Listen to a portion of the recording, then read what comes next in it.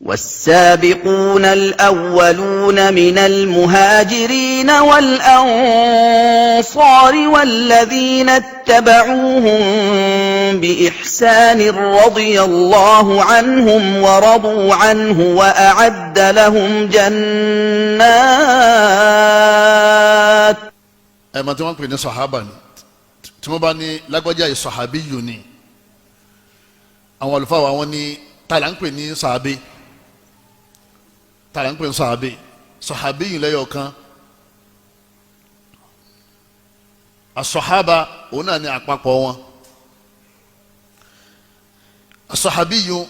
sàábì ànábì ẹni wọ́n ń pè bẹ́ẹ̀ man laqiya an-nabiyya òun náà lẹni tó pàdé ànábì ó pàdé ànábì ó rí ànábì báyìí mu'minan bihi ó sì gbà fún ànábì wa mata ala al-islam ó sì kú lérí islam. Definition ti Ibn Hajari al-Asqalani ní tí wọ́n fún wa ní àtàwọn afa gbàgbà míì wọ́n ní ẹni tá ń pè ní sàábé lẹ́ni tó pàdé ànábì ó rí ànábì báyìí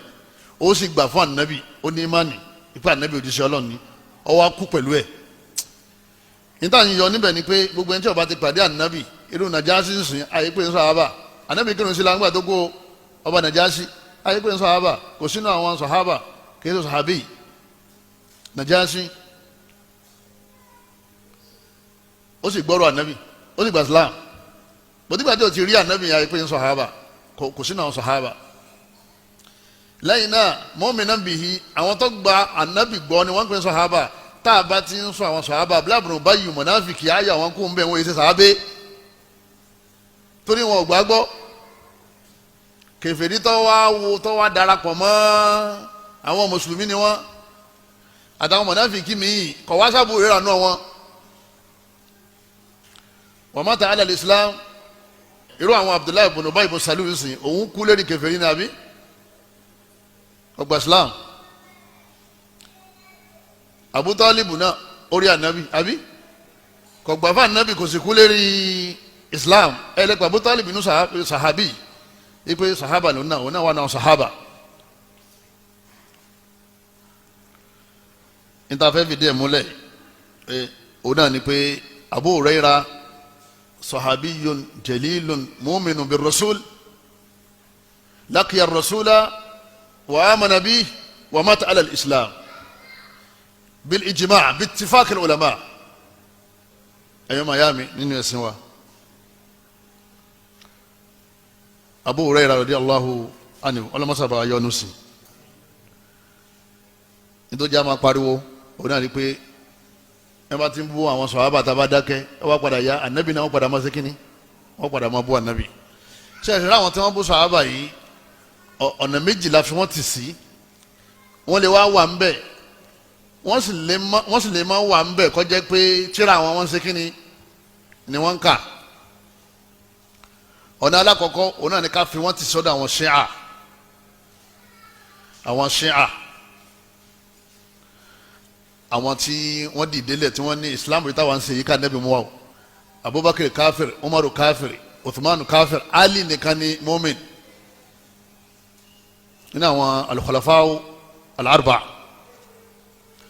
a ti sọ̀rọ̀ nípa ṣíà kálukú náà ti mọ̀ wọ́n àwọn yẹn wọ́n kórìíra alùsùnà débi pé tẹ́ ẹ báyìí lè kọ́ Abu Huraira sí eré íńtánẹ́ẹ̀tì wípé ẹ fẹ́ mọ̀ nípa Abu Huraira bí ó ṣe gbé àwọn àfáà tí wọ́n sọ̀rọ̀ ẹ̀ dáadáa wá ẹgbẹ́ íńtánẹ́ẹ̀tì afọ́jú ni òun ọ̀mà níyàn yín owó kọ lòun ṣe kí ni lòun ní bùkátà sí tẹ́wọ́n ti dárúkọ yóò kó gbogbo ẹ̀ wá ẹ wà lábala táwọn àfáà súnà tí wọ́n ti ń sọ̀rọ̀ nípa Abu Huraira ẹ rí abala bíi táwọn ṣíà ti ń ṣépèlé àwọn sàhábà Allah ni as-sabiquna al-awwaluna min al-muhajirina wal-ansar Allah bá láwọn sàhábà ti gba wájú yìí walladhina taba'uhum bi ihsan radiyallahu anhu Ọlọ́run ti yọ́nú sáwọn èèyàn ẹ̀yin ṣe pèlè ẹni tọ́lọ́run yọ́nú sí ẹni bá ń ṣe pèlè ẹni tọ́lọ́run yọ́nú sí ṣé mùsùlùmí nìyẹn Ọlọ́run léèyàn dáadáa ni wọ́n èyí léèyàn burúkú ni wọ́n ẹni bá kàdábà Ọlọ́run ṣé mùsùlùmí nìyẹn ni ti ń pa Ọlọ́run nírọ́.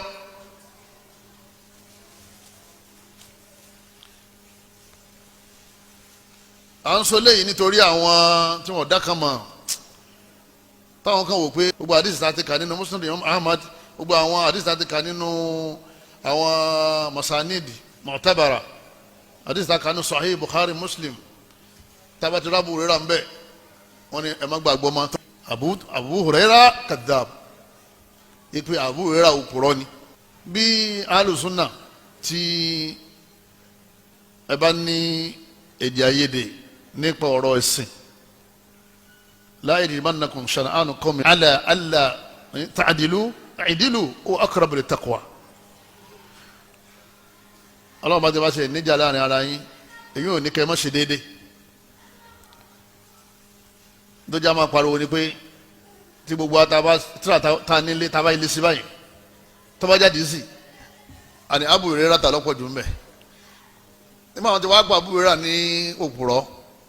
ṣé yín tí òpùrọ́ bá sọ ṣé yín máa ń gbàgbọ́ àdìsí tí Abu Hurairah gbà wá ni làwọn gbàgbọ́ tára wá fi balẹ̀ báyìí fa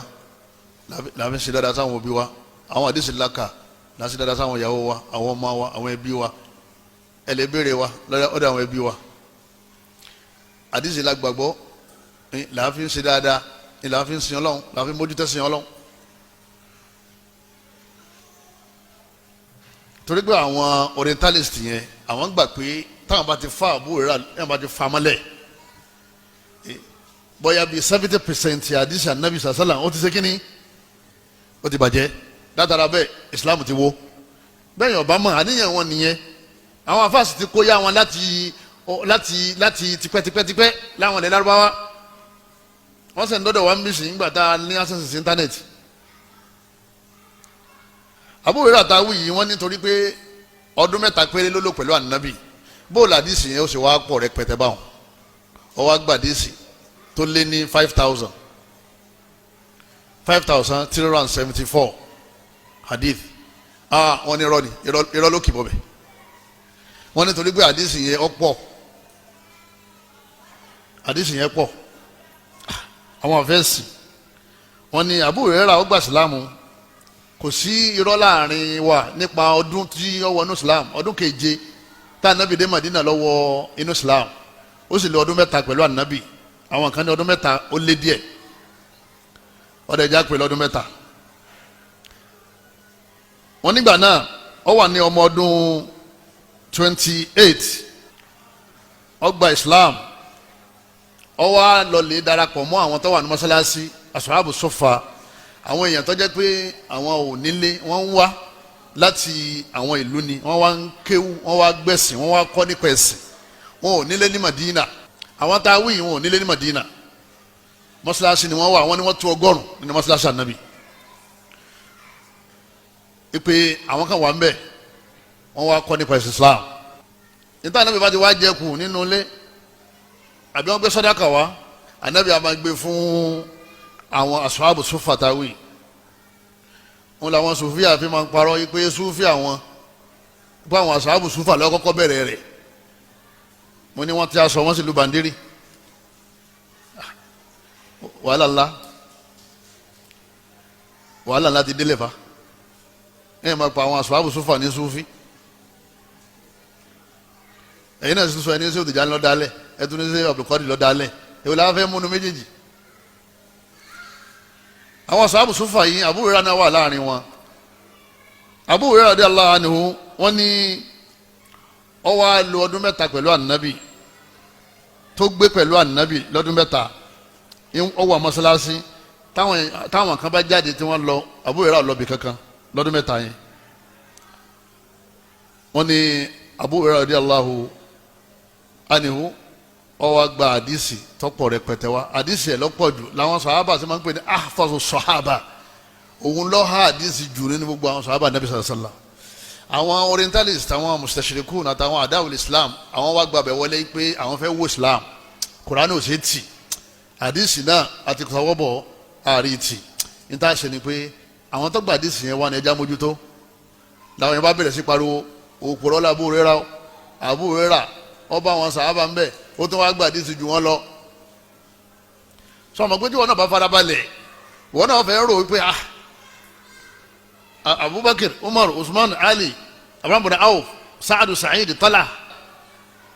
gbogbo àwọn eléyìí nínú àwọn sàhábà yìí àwọn kan bá ànábì wá láti Maka àwọn kan wọ́n bá ànábì gbé Madina fọ́dún méje àtàwọn tí wọ́n lò ọdún 13 ní Maka àtàwọn tí wọ́n lò ọdún méje ní Madina. Abu Hurairah tún wá mọ àdìsí ànábì jù wọ́n lọ ọdún 3 péré lòun sì lò. tí wọ́n bá gbé ìrújú yìí sínú ọpọlọ rẹ tó bá kéwú ọ̀sán pé ọdún 3 abúlé yóò ṣe wá àdìsí 5,000 ẹ̀yọ́ màá yá mi nínú ẹ̀sìn wa. àwọn àlùfáà wa wọ́n ní sábàbù ikithari Abi Hurairata fi riwayat al-hadithi khilala 3 sanawat. àwọn sí àná ń sọ̀rọ̀ ẹ̀ àwọn orientalist náà ń sọ̀rọ̀ ẹ̀ àmọ́ Imam Malik ọ̀sọ́ Abu Hanifa òsèkínní ọ̀sọ́ Ahmad Hanbali ọ̀sọ́. lẹ́yìn gbàtà Nabi lọ tán wọ́n ní Abu Hurairah radiyallahu anhu wọ́n ní ọgbọ́n táwọn kan sọ ipe yakuluna akthara Abu Hurairah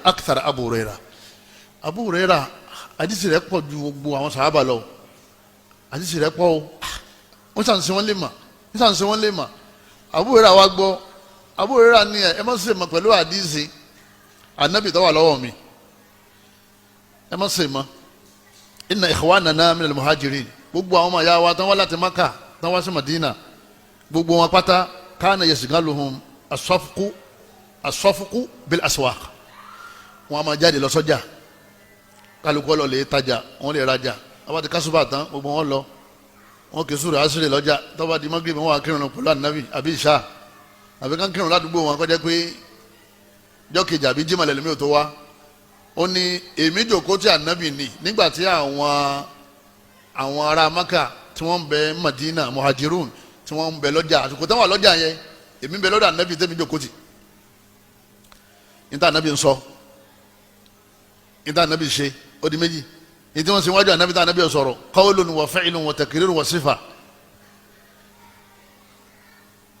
níta ànábì sọ ọ wà lẹ́gbẹ̀ẹ́ ó ti gbọ́ níta ànábì ṣe ó ti ṣe kí ni ara àdìsí ni ní tí wọ́n ṣe wájú ànábì tá ànábì ò sọ̀rọ̀ ànábì kọ̀ǹfàmù ẹnìyẹn ara àdìsí ni lẹ́yìn náà ìròyìn ànábì àbí báyìí lànábì rí gbogbo ẹ̀ náà pátápátá àdìsí ni. Abu Hurairah radiyallahu anhu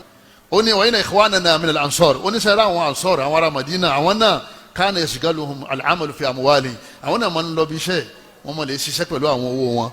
wa inna Aba Hurairata ẹ̀rí Abu Hurairah tẹ́ ń sọ̀rọ̀ nípa ẹ̀ kana yalzamu Rasulullahi sallallahu alaihi wasallam bi shib'i batnihi ẹ̀rí Abu Hurairah tẹ́ ń sọ̀rọ̀ nípa rẹ̀ yẹn òun ọlọ́bi kankan ó jókòó tí ànábì ń gbọ́ gbogbo àwọn àdìsí rẹ̀ àtẹ̀yí tó sọ àtẹ̀yí tí ó wí àtẹ̀yí tó ṣe àtẹ̀yí tó jẹ́ ròyìn gbogbo ẹ̀ ní hásẹ́rí òun jókòó tí ànábì ní lẹ́ni tí ọmọ ń fi bí panu ìtọ́ba tìrí náà lójú o àbúrò rẹ̀ lè jẹun láàárọ̀ tẹ́lẹ̀ gbọ́dọ̀ kejì kó tó jẹ mí ànábì ọ̀dẹ̀ kọ́ wọn ní báárà ibi ká máa tọrọ báárà ẹ̀yọ́ màyá mi nínú ẹ̀sìn wa kéèyàn máa pe àwọn eléyìí ló pòrọ́ ẹ̀ pé kéwò yéèyàn mánu àbúrò rẹ̀ àtàwù yìí ẹ̀yọ́ màyá ọ wà ní mọ́sálásí bọ́ọ̀lù àdìsí ló ṣe ní pọ̀ wọ́n ní kéèkó mọ́sálásí pẹ̀lú ànábì kò níyàwó kò lọ́mọ kò ní bísínẹ́sì kankan tí ń ṣe kí ló jòkó ti jama ó jòkó ti ogún àwa mùsùlùmí ogún náà là ń pín òun náà lọ́rọ̀ ànábì wa Muhammad sallallahu alayhi wa sallam ọ̀rọ̀ náà òun náà lọ́lọ́run fi tún ayé ṣe sàmúlò Kùránì àti àdìsí ní lọ papọ̀ ògbóǹtarìgì nínú àwọn tó gba àdìsí wa lọ́dọ̀ ànábì léyìí tó pọ̀ jù òun náà wọ́n fẹ́ tìwó yìí tẹ́ bá ti tìwó wọ́n ti ti súnà wò tẹ́ bá ti ti súnà wò wọ́n ti ti Islam wò àwọn lè má lérò bẹ́ẹ̀ àmọ́ àwọn tó kọ tíra tẹ́ ń kà yẹn èrò tiwọn nìyẹn ẹ lè pa tíra yẹn tì ẹ lè ka tíra gidi.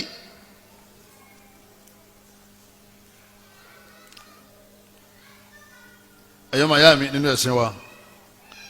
wọ́n ní kí ló wá dé tí àdìsí Abu Hurairah tọ́pọ̀ rẹpẹtẹ báyìí alákọ̀ọ́kọ́ ni pé Abu Hurairah ó yún sí máa nábì gan ọ̀dẹ̀ jòkó tì lọ́dún mẹ́ta yẹn ní téèyàn bá jòkó téèyàn wá ń gbọ́ lọ́dún mẹ́ta tẹ́ wá ní 5,000 pọ̀ jù ẹ̀yọ́ màyá mi ọdún mẹ́ta kéèyàn jókòó tìyàn kọ́ wá sọ̀rọ̀ lọ́dún mẹ́ta wọ́n ní àwọn ọ̀pá ànábì ọ̀sọ̀rọ̀ tọ́pọ̀ àmọ́ ọpọlọ rẹ̀ ò lè gbé ọpọlọ rẹ̀ ló ṣe kí ni kò lè gbé àbúrò rẹ̀ àti fèsì ó lè mí bí sì ti mà ọ̀pọ̀lọpọ̀ àwọn sàhábà àwọn náà ń kọ́ mọ̀ bọ̀tà àwọn tún ṣòwò kún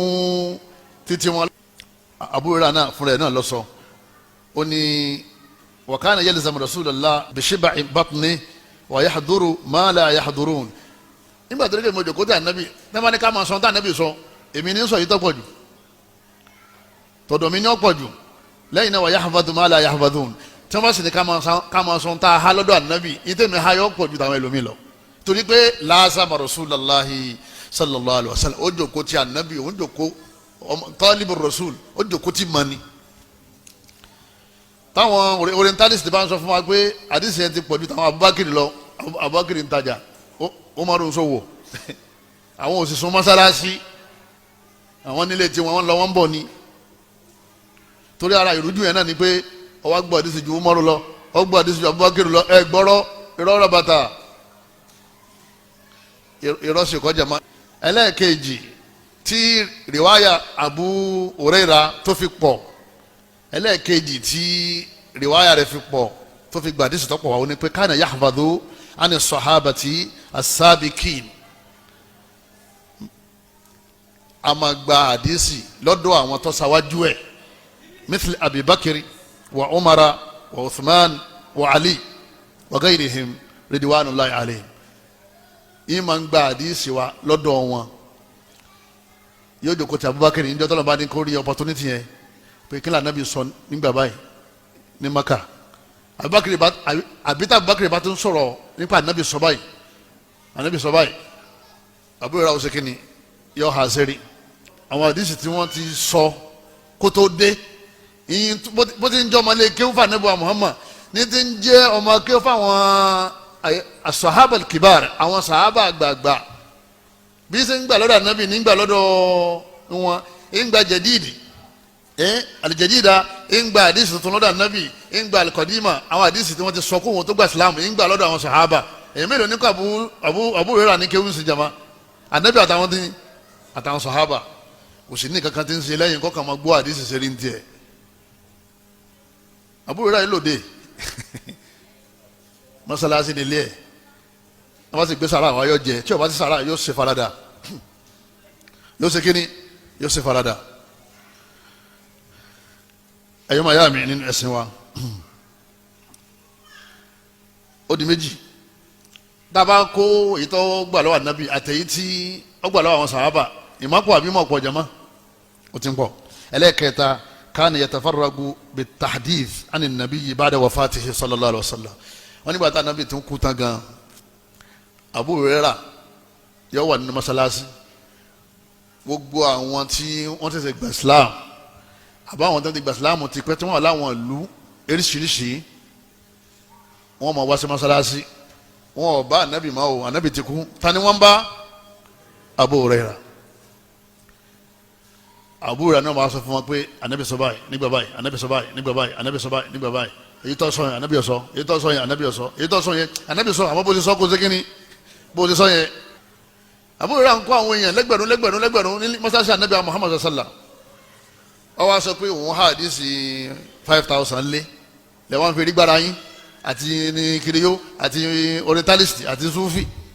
alùbídíà ẹ̀wọ́n ní eléyìí máa gbọ́ ọmọ kan jáde ní ilẹ̀ lárúbáwá láìpẹ́ yìí ọmọ yẹn ìjọba ọdún 9 lọ ọmọ yẹn ti ha kútùbù síta ọmọ tó ń gbé bẹ́ẹ̀ àwọn àti ra àgbàǹgbà àdísì 6 nígbà ọmọ ọdún 9 ha yẹn lásìkò tí lẹ́yìn bíi ẹgbẹ̀rún ọdún 1,400 kìíní 41 years ago tánàbí ti ṣe ìjìrá àwọn Abu Hurairah dẹ̀ ní lárúbáwá ni wọ́n ìpìlẹ̀ tẹ́lẹ̀ wọ́n há orin láwọn orin bíi kọ̀sídà ní kèéṣe orin fújì o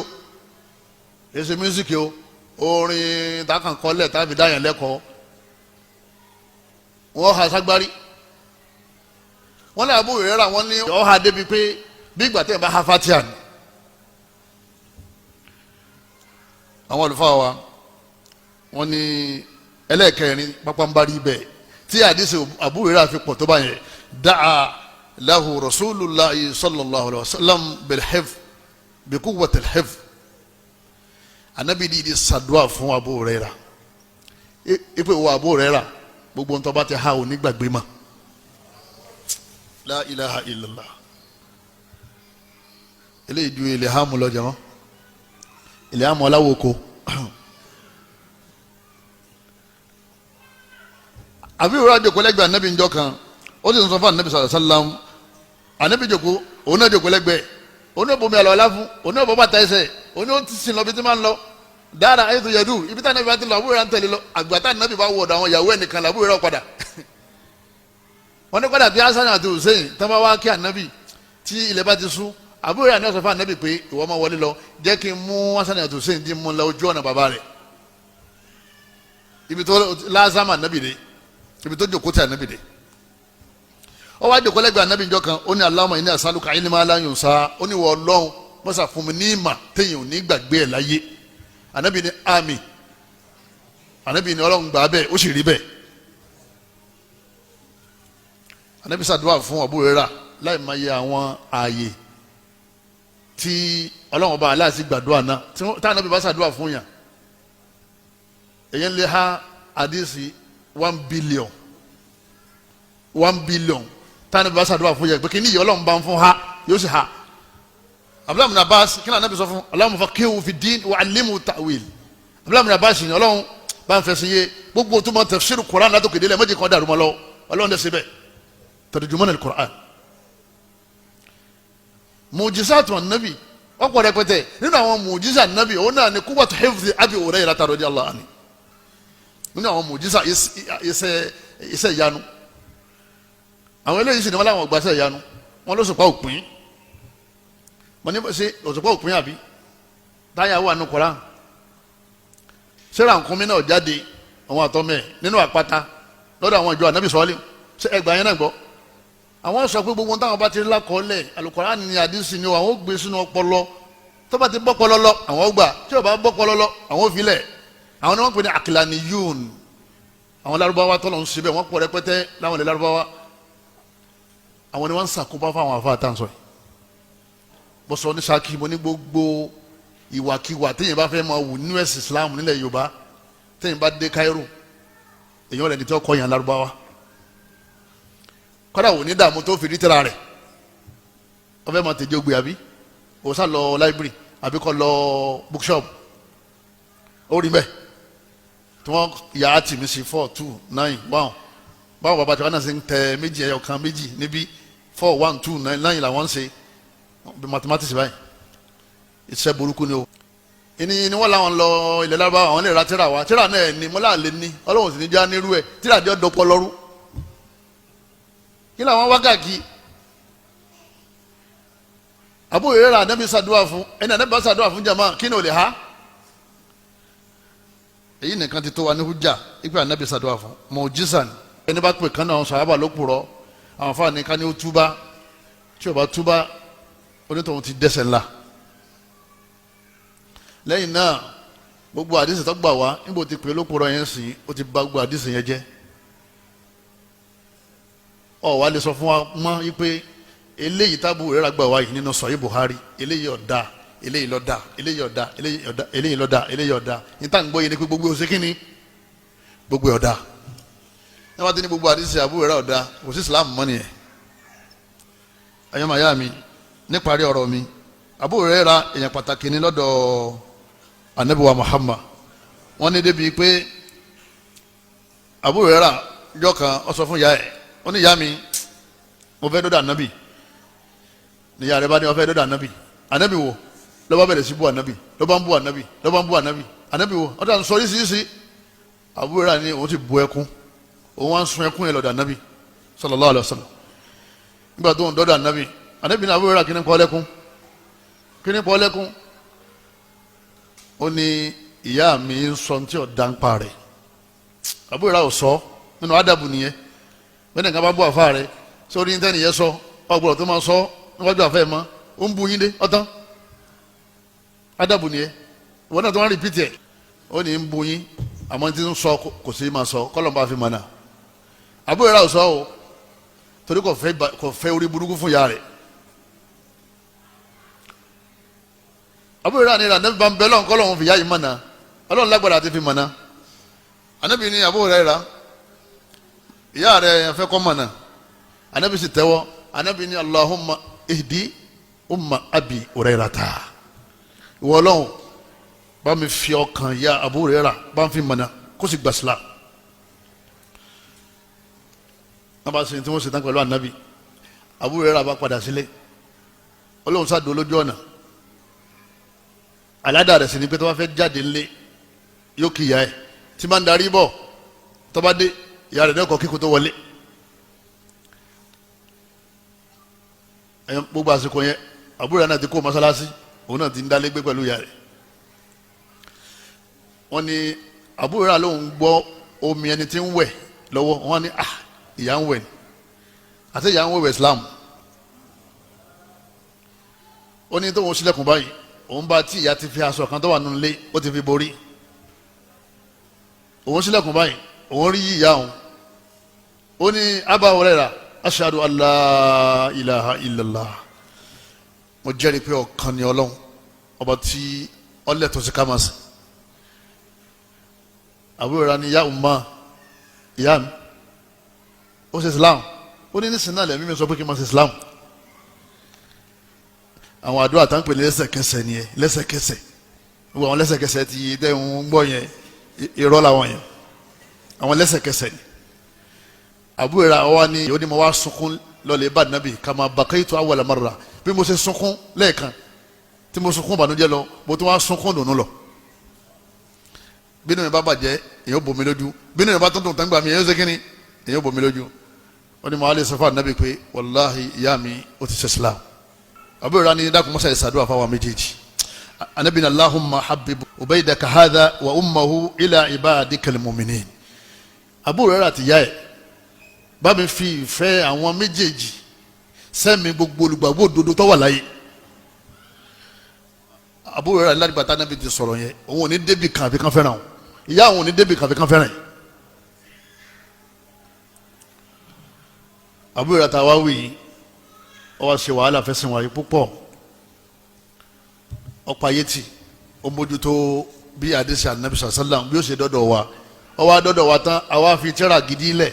tírà Imam Malik Shafi Abu Hanifa Ahmad bin Hanbali àfihàn lẹ̀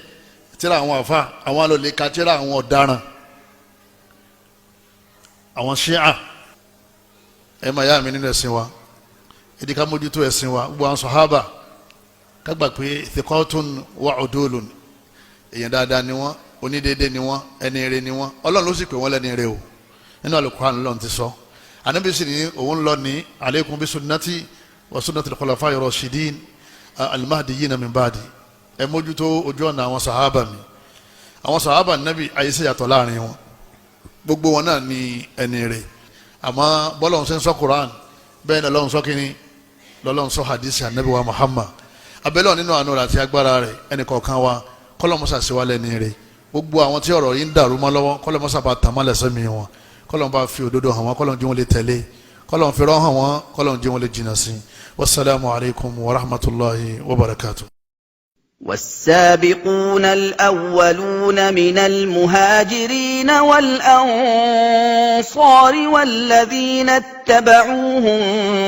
بإحسان رضي الله عنهم ورضوا عنه وأعد لهم جنات